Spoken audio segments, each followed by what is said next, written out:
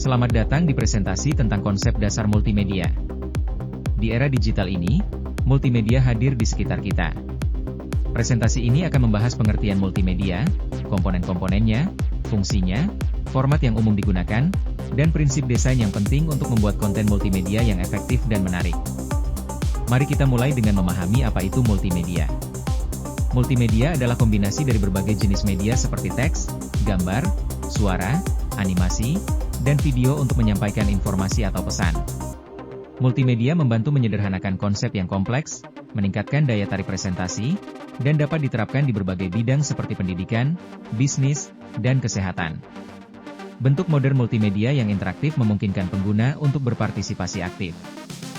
Selanjutnya, mari kita bahas komponen-komponen penting dalam multimedia. Teks digunakan untuk menyampaikan informasi langsung atau instruksi.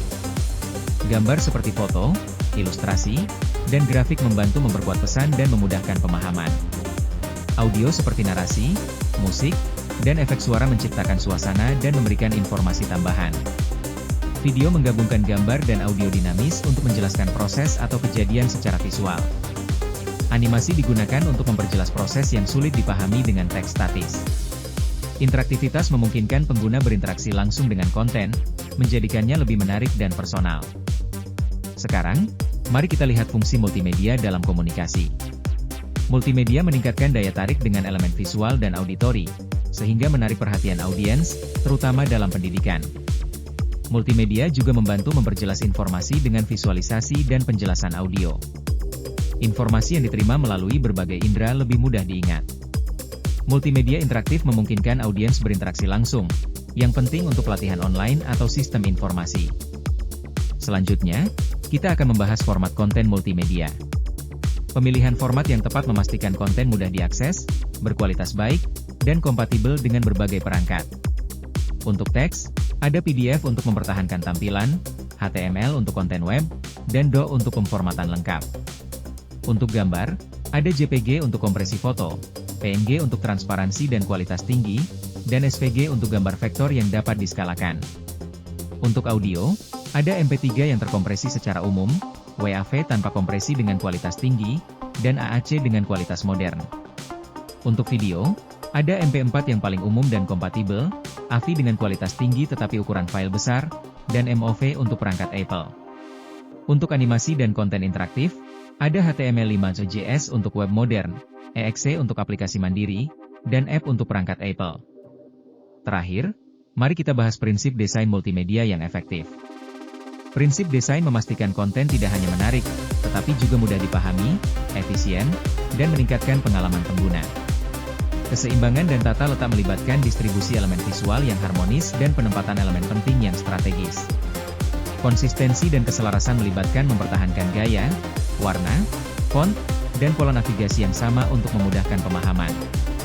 Kontras dan penekanan menggunakan perbedaan visual untuk menonjolkan informasi penting dan memandu perhatian. Kesederhanaan dan kejelasan melibatkan menyampaikan informasi secara cepat dan jelas, menghindari elemen berlebihan dan teks yang terlalu panjang. Interaktivitas dan umpan balik memberikan respons visual atau audio terhadap tindakan pengguna agar pengalaman lebih bermakna dan navigasi intuitif. Warna dan tipografi melibatkan memilih palet warna harmonis dan font yang mudah dibaca, sesuai dengan konteks konten. Sekarang kita akan membahas tentang teknik produksi konten multimedia. Proses ini melibatkan serangkaian tahapan teknis dan kreatif, mulai dari perencanaan hingga output akhir. Keberhasilan produksi ditentukan oleh ketepatan merancang narasi visual, efisiensi proses kerja, dan pemilihan media output yang sesuai. Teknik produksi membutuhkan kemampuan teknis, kreativitas, dan pemahaman mendalam terhadap audiens target. Mari kita mulai dengan perencanaan produksi. Ini adalah tahap awal yang menentukan arah dan struktur seluruh proses produksi.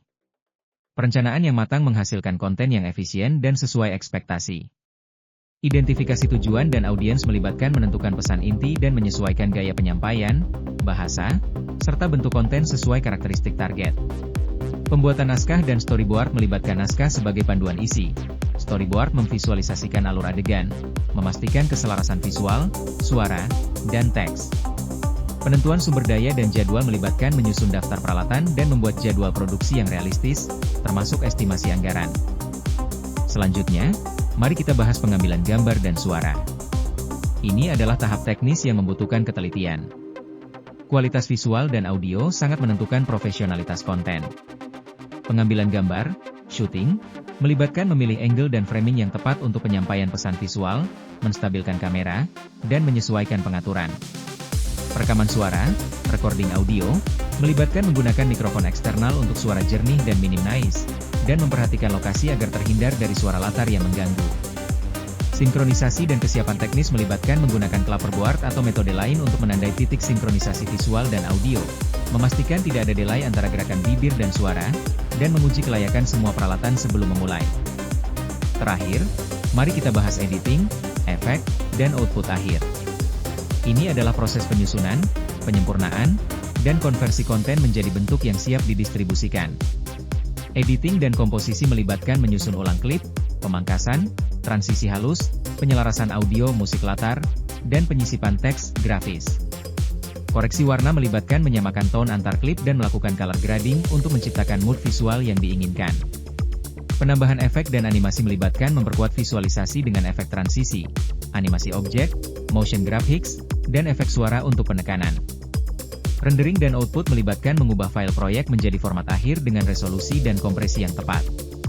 Pengujian dan distribusi melibatkan menguji kompatibilitas di berbagai perangkat, memastikan kualitas, lalu mendistribusikan melalui kanal yang tepat.